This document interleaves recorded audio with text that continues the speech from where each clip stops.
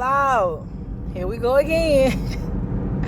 Welcome to my channel. If you don't mind, could you like the video, share the video, hit the notification bell, and subscribe to the channel. Okay, now here we go. Now, the cast of Love and Marriage Huntsville had spent the last week in Texas, right?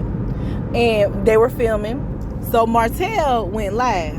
I missed the live, but I watched it on somebody else's channel. It's ridiculous how invested I've become in these people's lives. Like, I sat down and I was telling my goddaughter, because she was like, when I watched the episode last night, she was like, okay, these are people you were doing your videos on, what's happening. And I was telling her everything from season 1 up until now, and everything on the social media streets, baby. I told her, I said, boy, it's sad that we can talk about these people's lives like we know them. But anyhow, Martel went live wearing a wedding band on his right hand that day, and he made it very clear he is single, he is not married. Meanwhile, dumb Arionne is going back and forth with his ex-wife, talking about she's being a mother to this woman's children. Girl, where the hell did daddy at? So you've adopted these kids? Like, I'm not understanding. Like, in her mind, she's just adopted these 4 children, and the daddy is in La La Land, claiming to be single, while you're claiming to have a whole family.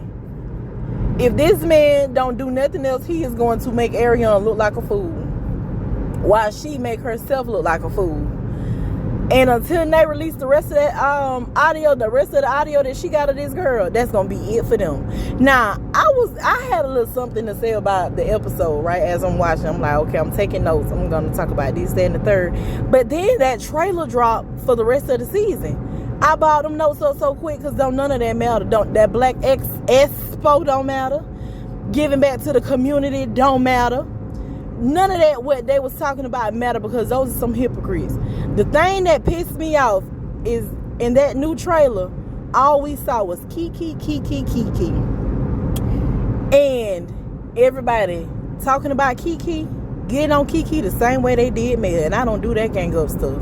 Now, the problem that I had is I don't care about Kiki's addiction. Like, it's not like I don't care that she has it, but I don't care to down her for it, because it's a problem, right? And if you're so into giving back to the community and helping the community, baby, that starts at home. Kiki is Tisha's family. And if the first thing, when your family is going through something, the first thing you do is to down them, baby, don't tell me you give about strangers. You don't give about no strangers and helping no community. It's all a show, and I don't like it.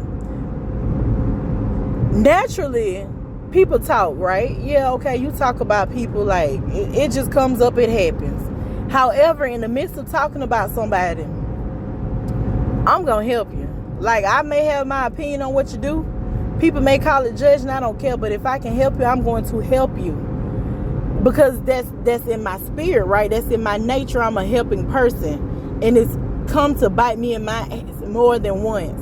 But it don't stop me from helping. Now, if Kiki has relapsed and this girl is back on them pills or whatever, she out stealing and doing whatever she got to do, or what don't got to do, but doing whatever she's doing to support her habit, the first thing I would have expected Tisha and Marcel to do, instead of him calling her crackhead. Well, he didn't call her a crackhead. That's how lame these people is. They don't even know the right terminology to even look cool or to look. Martel, I'm gonna give you what you want. Boy, what the hell you talking about? That didn't even sound right coming out your mouth. Shut the hell up with them teeth that melted about you. Just shut up.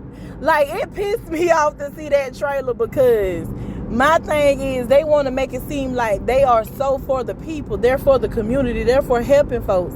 And then the first thing they do when Kiki is plastered all over the news for stealing is down this woman. They don't think about, okay, well, she need help. Like, she need to be put in rehab. She need counseling. We need to get her together, and we need to talk to her about this as a cast. Let's form an intervention. Let's say, if you want to expose her, You want to talk about it, at least make it seem like you're trying to help her. No. They want to sit up and talk about it later. Call the police on her, get her drug tested. Boy, no, call the police and tell the police that she about to whoop your wife ass and her husband is about to get on your ass, because that's what was about to happen. Let's be real. Let's not throw drugs in there. Let's not throw her under the bus like that. Boy, I tell you, these people something else. If fake were a group of people, it would be the Love and Marriage Huntsville cast.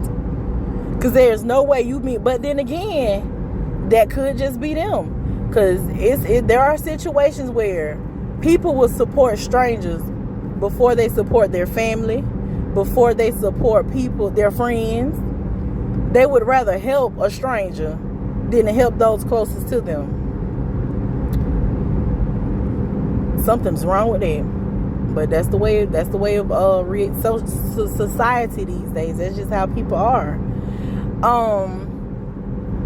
What I did want to speak on in the episode was Stormy, that sit down that Tiffany had. Tiffany was loving that, baby. When Stormy and Tisha were going back and forth, Tisha looked good in jeans. I'm not sure if what happened on that video that Martel his live, Tisha looked a little plump around the midsection. But Tisha looked good on that episode, baby. Tisha looking good in jeans. And I don't see why people were dragging her on his live talking about Tisha look pregnant. Baby, the majority of us got a belly. Like one day natural bodies will be back in style. One day people will, be okay with having a little belly. But Tisha look real good in jeans. Like, you can't doubt that. You can't deny it. She look good in jeans. But when Tisha and Storm were going back and forth, I was like, Lord, here comes Storm's storyline. Here come the bull. But one thing I did notice, because at first, we all thought that Tisha was just this little timid woman. She just don't say nothing, just scary, just slow, just an airhead husband running around. When she was like, oh, Tisha wouldn't have been across this table at you. Stormy didn't give her that same energy she gave Destiny. Stormy was trying to eat her food and act like she was unbothered, but baby, I seen sweat dripping down Stormy's forehead. Go back and look. I seen sweat dripping down Stormy's forehead, and I think at that point she knew Tisha wasn't playing. And I think that Tisha is really a hood girl.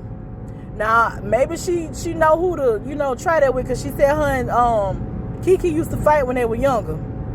And I think Kiki was winning those fights, because when she knocked that cup across that table, Tisha looked like a deer caught in the head. Like, she looked so shocked. But baby, it looked like Kiki was ready to give her, like, hey, what it is. And now everything that we thought about Marcel, whatever Kiki knew, it's about to come out. This is about to get ugly, because they were so ready to see Martel and Melody break up. They were so ready to see Mel go down. Now we're about to see what the Scots really made of. Maurice was still being a dick, talking about sex with Kimmy and how it's a mind thing and she need to get it together and make that cat work. That's all he was saying in a nutshell. But she want to get up and do interviews with him and make herself look like a fool, while he continued to make her look like a fool in the same room. But this is about to get real interesting, because now we ain't got Mel and Martel to talk about. Well, we still got them to talk about. And that's crazy. They can discuss everything else except this revenge peace situation. Now, I know they been filmed this and all this stuff just came out. But what I expect to see on this reunion, and at least after the Texas filming, is them address some of this stuff that's been going on social media. If for the rest of this season they don't speak on this, it's a problem. If on that reunion they don't speak on this, it's a problem. Shut the whole show down. Ain't nobody got time to play with these people. But we're going to keep our eyes and ears open, y'all, and we're going to watch this mess unravel and watch this whole situation just blow up, because it's about to get very interesting from one end to the next.